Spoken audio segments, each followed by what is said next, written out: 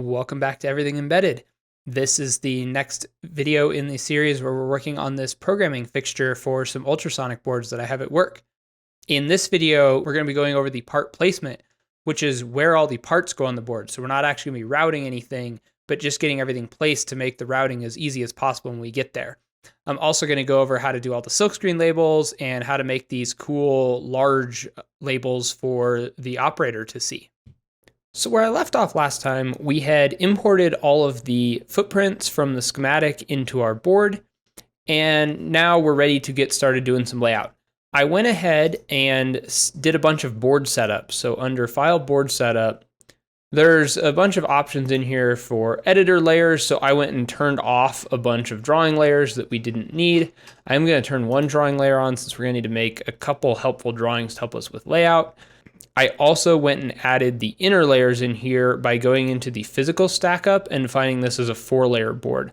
I did not change the rest of the stack up in here. I'm not building this as a controlled impedance board, so it's going to be whatever stack up the board shop wants to build it with. Same with board finish, not really relevant for what we're doing, and I left the solder mask and paste alone. The other things I did go change is went into design rules and set up my design constraints for all my clearance and other design rules. So I'm building this to a 6'6" clearance and track width.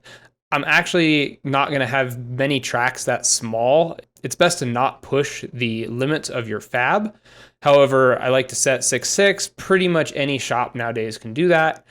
Annular width for our vias of 9, 30 mils for our via diameter, copper to hole clearance of 12 mils, copper to edge clearance of 10, and a minimum hole size of 12. This you can pretty easily go down to 10 with most shops, but I don't really need to on this board, so we're going to put it at 12, and we're not doing micro vias, so I didn't change that.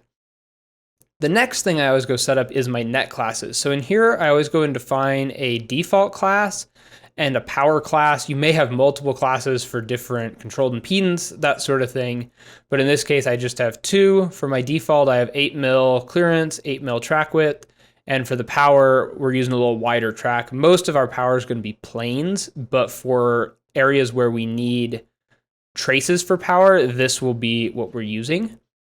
I also set up some predefined sizes. So if you go in and set the track width in here, you can have different widths predefined in here, and while you're routing, if you hit the W key, you can cycle through these to give you different options if I need something smaller on a power rail, for instance, to get into a small package. I did not set up any custom rules, and I left the DRC checks alone.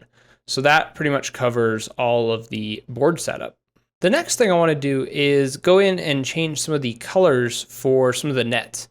So by default, all of the pads for the components will just match the color of whatever layer they're on. So in this case, these pads are showing up as red because they're on the front copper.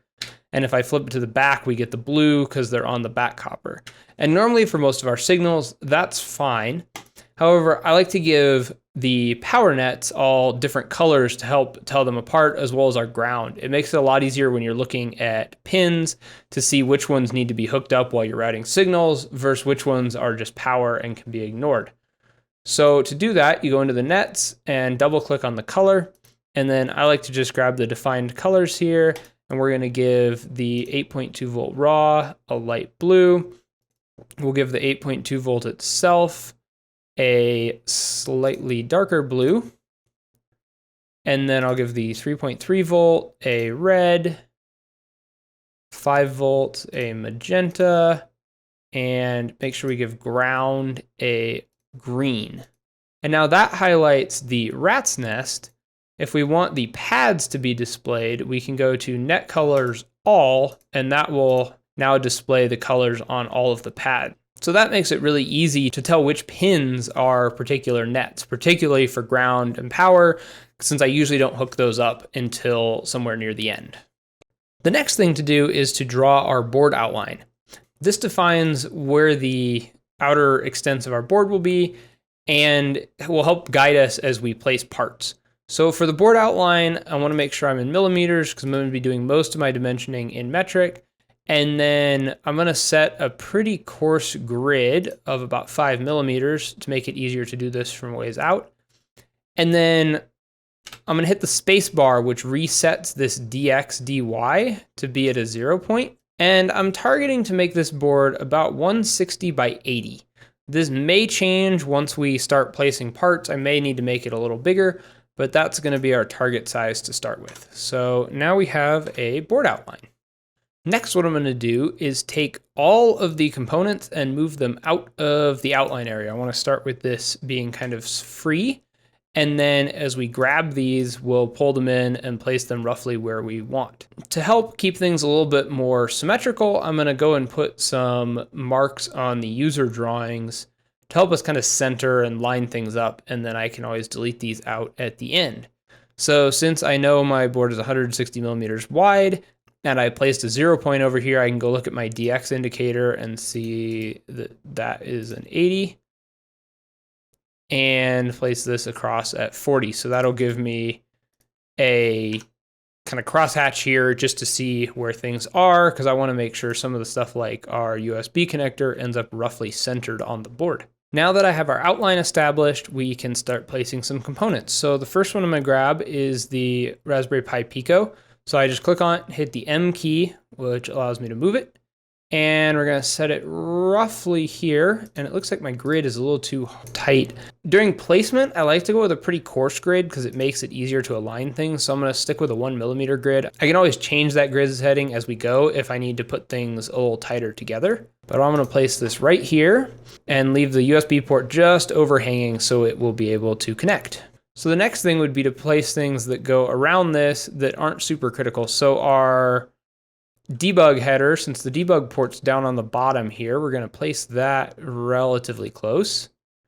And I like, as I'm placing this, keeping in mind the rotation of the component can make a big difference. So making sure that like rat's nest lines don't cross as much can make things a lot easier to lay out.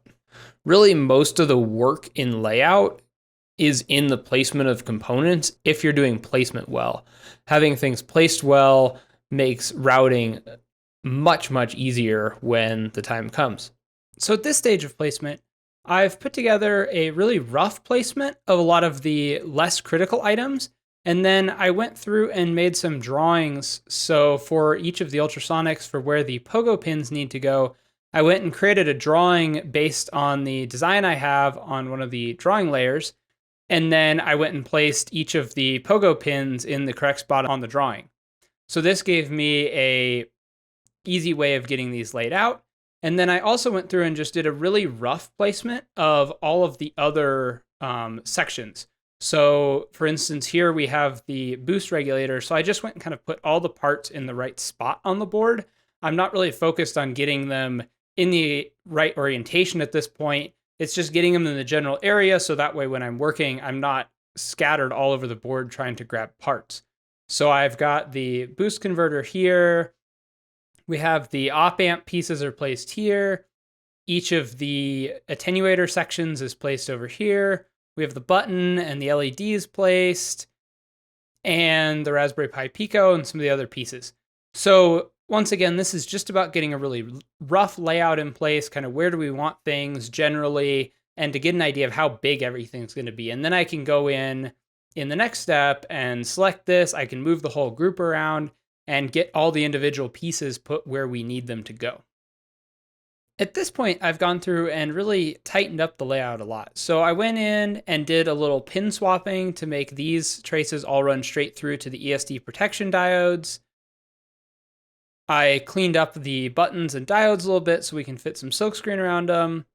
I went and organized the op amp as well as the voltage regulator. For the voltage regulator, I started with the layout example that they have in the data sheet and roughly copied that over and made a few tweaks to fit the size of the components that I'm using better, as well as setting up the current sense amplifier with the sense resistor right across here. So we'll have the capacitors before the sense resistor, and then the capacitors after the sense resistor. It's important when I route this to make sure that the traces between the sense pads and the resistor run separate from the current path. So I'll actually run traces out in the middle here and up for the sense lines. And then the current path will run through a larger trace through here. That prevents a voltage drop across the current path from getting taken into account in the sense amplifier. I also added some test points that'll make probing the board really easy. So these let you put an oscilloscope in to check the voltage rails. Roughly same stuff over here. I cleaned up some of the input protection and did a little pin swapping as well on that to make things fit better, and tried to cross as few rat's nests as possible. So these will all be able to route kind of straight through to the pin they need to go through, and same deal up here. The next thing I started on is adding some silkscreen to really help label the board. In some boards, the silkscreen is really important. In other boards, you might be more density focused. On this board, I really am not tight on component spacing, so having silkscreen that makes sense is pretty important to me. So one of the things I used for the user-facing text, I want this to be really obvious that like this is the start button and the channel and the pass-fail. I'm using a plugin that lets you create these labels on the board. So you can go put your text in here and change the end caps and the font size, and it creates these really cool little labels.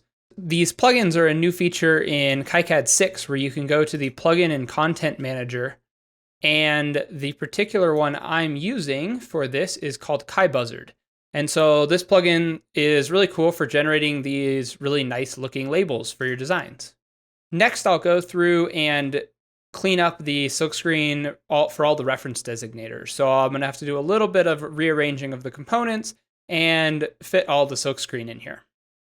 So I've gone through and tidied up the silkscreen, and now this is going to be roughly my final parts placement. We may make a few tweaks as we're doing layout if we find anything, but I went through and gave space for all of the reference designators in here. For ones that wouldn't fit inside, I draw little lines out.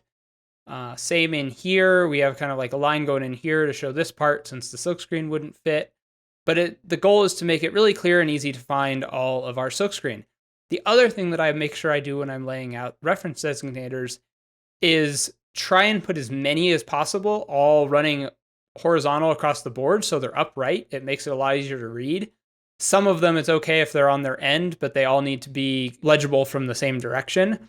Another trick for extending lines out to help with labels, shown here where I have these two parts here and I have this line going in, so this corresponds to this being 107 and this being 108. I also, for the pogos, put the labels on the back because there's going to be a 3D printed little fixture that sits on top of this to guide the board in. So I want to be able to see the silkscreen if I need to probe stuff, and that'll be easier if these are on the back side. Now that we have the placement set, routing this board out should be pretty straightforward because we've done most of the hard, tedious work of getting all of the parts into position and the labels and the silkscreen and everything.